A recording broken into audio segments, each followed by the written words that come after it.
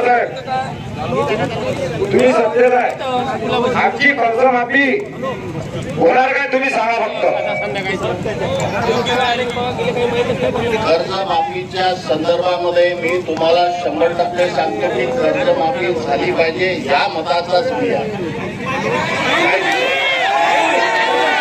कर्जमाफी झाली पाहिजे यासाठी मी तुम्हाला या प्रहार संघटनेला पाठिंबा दिलेला आहे आणि आता जर झाली नाही तर येत्या अधिवेशनामध्ये कर्जमाफीच्या संदर्भामध्ये मी बीजेपीचा आमदार जरी असेल तरी शेतकऱ्यांसाठी आवाज उचलल्याशिवाय राहणार नाही।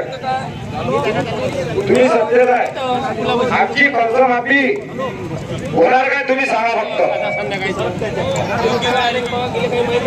कर्जमाफीच्या संदर्भामध्ये मी तुम्हाला 100% सांगतो की कर्जमाफी झाली पाहिजे या मताचाच मी आहे।